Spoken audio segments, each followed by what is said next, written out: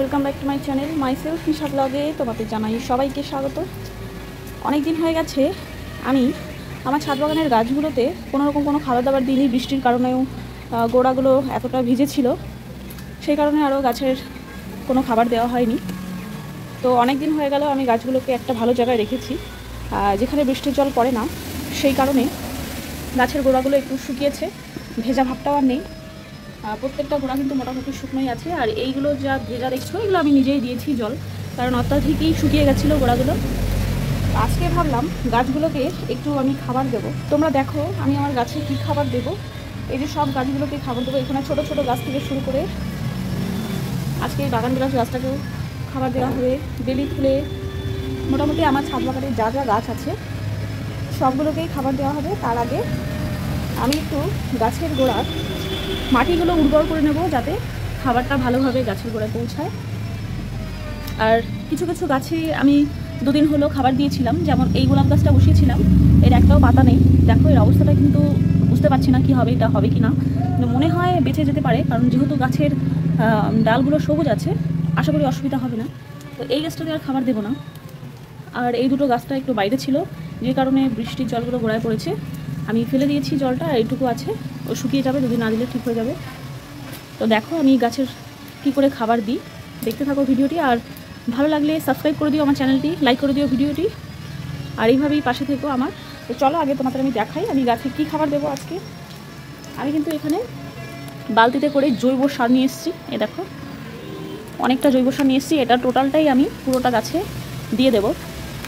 তো এটা তোমরা যে কোনো বাজারে দোকানে পেয়ে যাবে, যেখানে সারটার পাওয়া যায়, সার ওষুধ, এখান থেকে আমি এটা কিনেছি আমাদের বাজার থেকেই। তো আগে আমি এই গাছের গোড়ার সব জঙ্গলগুলো পরিষ্কার করে একটু গাছের গোড়াগুলো উর্বর করে দেবো, তারপরে এটা আমি দেবো। তার আগে এটাকে একটু রেডি করতে হবে। তো চলো আমি দেখাই আমি এটা কি করে রেডি করি। এখানে আমি আগে বালতি ভরে জল দিয়ে নিচ্ছি। জলটা দিয়ে আগে এটাকে আমি ভিজিয়ে নেবো, ভালো করে গুলিয়ে নেবো। এই লিকুইডটাই আমি প্রত্যেকটা গাছে দিয়ে দেবো। বালতিটা পুরো ভরবো জলটা দিয়ে, কিছুক্ষণ ভিজিয়ে রাখবো। ততক্ষণে গাছের গোড়াগুলো আমি একটু উর্বর করতে লাগবো। আর তোমরা যদি চাও যে শুধু শুকনো যে জৈব সারটা ওটা গাছের গোড়ায় ছড়িয়ে দিতে, এটাও ভালো হয়। তো এখন বর্ষাকাল, তাই আমি একটু ভালো করে শুকনো করে নিয়েছি গোড়াগুলো। একবারে আমি একটু লিকুইডভাবেই দেবো, যাতে গাছের পুরোটা জায়গায় খাবারটা যেতে পারে। দেখো পুরোটা আমি জলটা ভরে নিয়েছি বালতিতে। এখন এটা কিছুক্ষণ ভিজিয়ে রাখবো। আজকে এই যে এই বাগান বিলাস গাছটার এখানে আমি বোতলটা রেখেছিলাম, এটা একটু তুলে নিচ্ছি, নিয়ে গোড়াটা ভালো করে একটু এরকম করে মাটিগুলো উর্বর করে দিচ্ছি, যাতে খাবারগুলো ভালো করে পৌঁছায়। আমি কিন্তু বাগান বিলাস গাছটাতে খাবার দেওয়া বন্ধই করে দিয়েছি প্রায় অনেক দিন পরে, প্রায় 2-3 মাস পরে আমি গাছটায় খাবার দিচ্ছি। আর গাছটার প্রতিটা ডাল আমি পুরো ছাঁটাই করেছি, ছাঁটাই করে জল কম দিয়ে দিয়ে গাছের পাতাগুলো আমি একটু ঝরিয়ে নিচ্ছি, কারণ গাছটার একটু সমস্যা দেখা দিচ্ছে। যেমন গাছে একদমই ফুল ফুটছে না, একবারই ফুল ফুটেছে। হয়ে গেল মোটামুটি এরকম করে একটু করে নেবেন। মোটামুটি এরকম করে একটু গাছের গোড়াটা উর্বর করে নেবে খাবার দেওয়ার আগে। এখানে এই যে বেলি ফুল গাছটার গোড়াটা অনেকটা শক্ত হয়ে গেছে।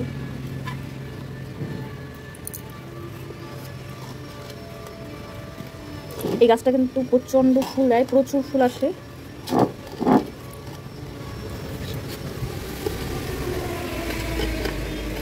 ভিডিওটা কিন্তু একটু বড় হতে পারে, একটু ধৈর্য ধরে দেখতে থাকো।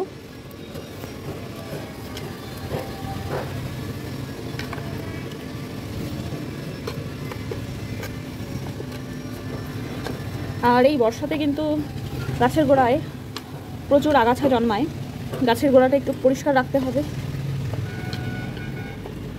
হয়ে গেল। আর কিছু কিছু আমি এই যে গাছের গোড়াগুলো পরিষ্কারই করা ছিল আর উর্বরও করা আছে। এখানে যেমন এই গাছটা আমি কিছুদিন আগেই বসিয়েছিলাম, এই গাছটার গোড়ায় আমি কিছু পাথর দিয়েছি, শ্যাওলা যেন না জন্মায় সেই কারণে আমি পাথরগুলো দিয়েছি।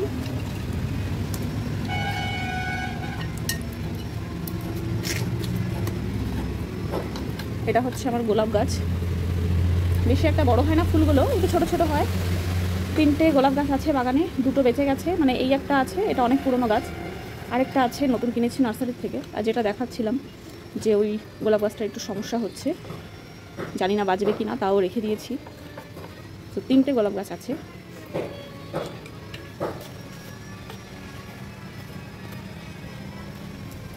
মোটামুটি এইগুলো হয়ে গেছে। এই গোলাপ গাছটা, এই জবা গাছটা একটু করে দিচ্ছি।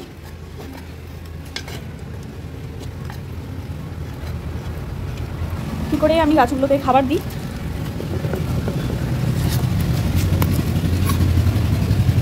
এটা অ্যাডিনিয়াম গাছ, এটা হলো অ্যাডিনিয়াম গাছ।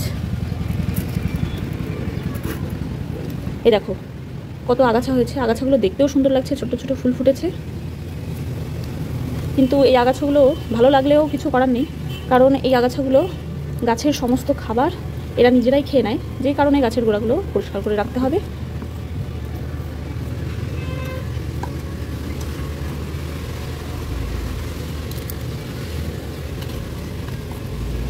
দেখো মোটামুটি আমার কমপ্লিট, এরকম করে নিয়েছি মাটিগুলোকে। এবার চলো তোমাদের দেখাই আমি কি করে খাবার দিই। আর ভালো করে এই জৈব সারটা এতক্ষণ ভিজে গেছে, এটাকে এরকম একটু করে নিচ্ছি, ভালো করে একটু গুলিয়ে নিতে হবে।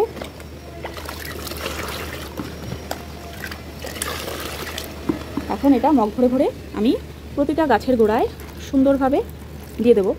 এবার একটু আস্তে আস্তে দিতে হবে যাতে জৈব সারটা টব থেকে বেরিয়ে না যায়, এটাও একটু খেয়াল রাখতে হবে।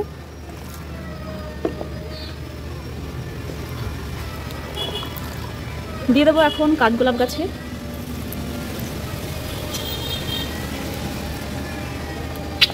আর এখানে ড্রেনেজের যে ছিদ্রটা আছে এটা একটু চেপে ধরতে হবে, যেগুলো থেকে খাবারটা বেরিয়ে যাচ্ছে।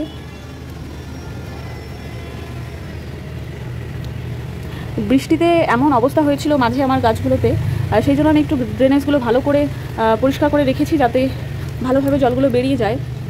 তার কারণ হলো এই গাছগুলো বাইরে ছিল, তাই গাছের গোড়াগুলোই পুরো শ্যাওলা জমে যাচ্ছিলো, গাছগুলোর অবস্থা খারাপ ছিল। যাই হোক, যতটুকু খাবার দিয়েছি গাছটা ভালো সুন্দর বেড়ে উঠবে। আর এখন এইটুকু খাবার আমি এই যে পর্তুলিকা গাছটায় দিয়ে দিলাম।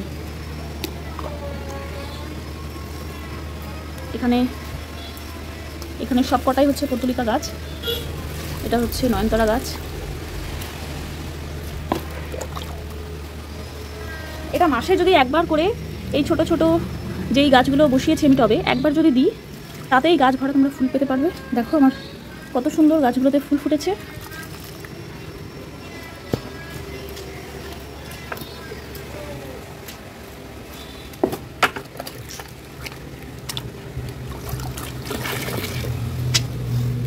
এই গাছটা সম্পূর্ণ বালিতেই বসিয়েছিলাম, আর কোনো রকম কোনো খাবার দিইনি, তাও দেখো কত সুন্দর ফুল।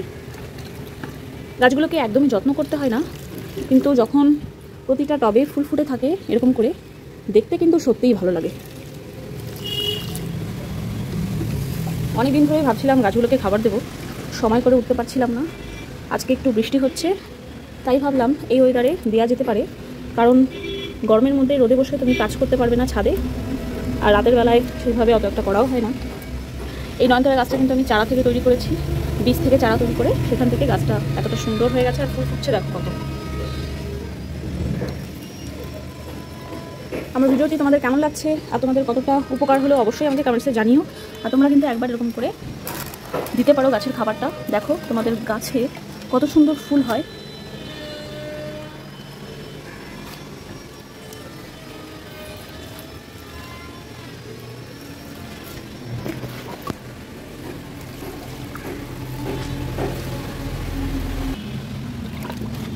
যখন বালতি জলটা শেষ হয়ে যাবে, নিচে যেই জৈব সারটা থাকবে আবার জলটা ভরে নিয়ে এসে ভালো করে গুলিয়ে আবার একইভাবে প্রতিটা গাছে দিতে থাকবে। এটা শীতকালীন গাছ, আমি 1 বছর হয়েছে এটাকে বসিয়েছি, এখনও কিন্তু এই গাছটা বেঁচে আছে। আমি কিছু বীজ ছড়িয়েছিলাম, সেখান থেকে হয়েছে যে লঙ্কা চারা আমার, আর অসত্য গাছ।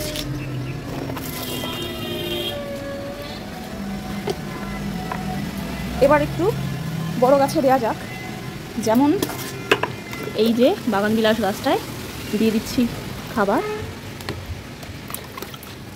এটা হচ্ছে লিলি গাছ, একটু সাবধানে দিতে হবে যাতে জৈব সারটা না বেরিয়ে যায় ড্রেনেজ থেকে। এটা আমার ডবল স্টিকের টগর গাছটা এত সুন্দর দেখতে, দেখো। এটা কিন্তু ডাল থেকে বসানো, খুব অল্প দিনে গাছটা এত সুন্দর হয়ে গেছে। এক থেকে 1.5 মাস মতন হয়েছে আমি বসিয়েছি। আজকে খাবারটা দিয়ে দিলাম। আজ থেকে 1 সপ্তাহের মধ্যে তোমাদের আমি আপডেট দেবো যে গাছগুলো কেমন হয়েছে খাবারগুলো পেয়ে। এটা হচ্ছে লক্ষ্মী জবার গাছ। গোলাপ গাছ, জবা গাছে কিন্তু প্রচুর খাবার খায়। একে কিন্তু সপ্তাহে না 15 দিন অন্তর অন্তর তোমরা খাবার দিতে পারো।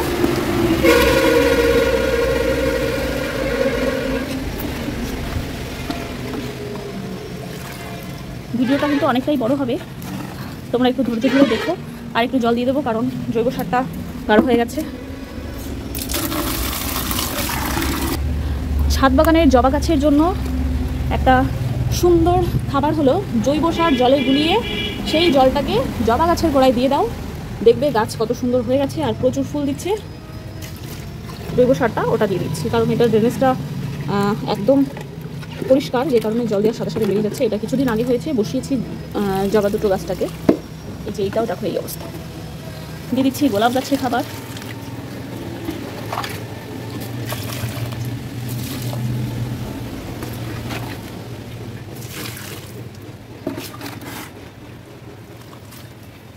এইভাবেই কিন্তু তোমাদের ছাদ বাগানে তোমরা খাবার দিতে পারো, দেখবে গাছগুলো কত সুন্দর হয়ে গেছে। তো আজকের ভিডিওটি এখানে শেষ করছি। কেমন লাগলো আজকের ভিডিওটি অবশ্যই জানিও, ভালো লাগলে লাইক সাবস্ক্রাইব করে দিও। টাটা।